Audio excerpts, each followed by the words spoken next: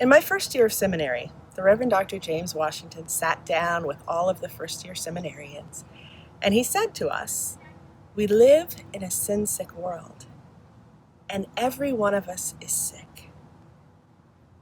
Know your sickness, deal with it, so that you don't inflict it upon God's people."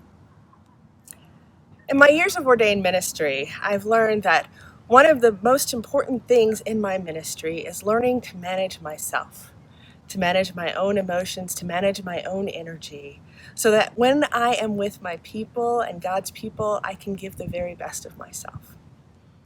These are anxious times, and I find myself dealing with my own anxiety. And finding ways to manage my anxiety is really important, which is why I'm filming this today from right here in City Park, because I found one of my best ways of dealing with anxiety is being outside. Sunlight does a great deal for my mood and helps me find my center. And at the risk of sounding overly religious, prayer is another way that alleviates anxiety. And by prayer, I don't mean saying words. I mean prayer as defined in the way of love.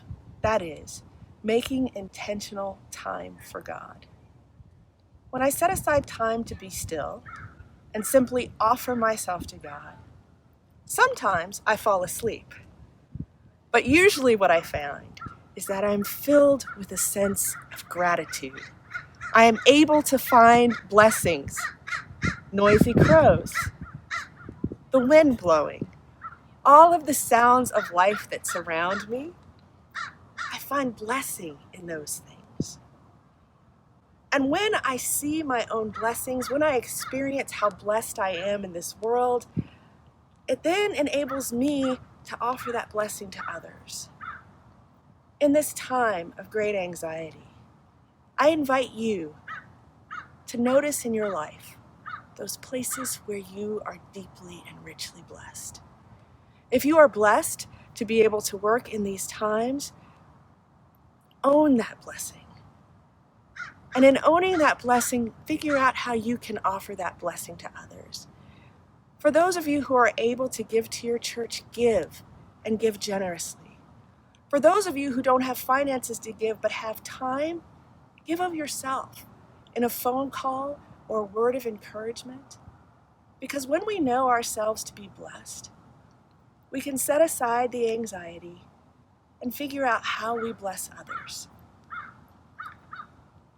I am taking this time for myself to walk outside, to feel the sunlight on my face, to see God's beauty in this great blessing of a state that we call Colorado.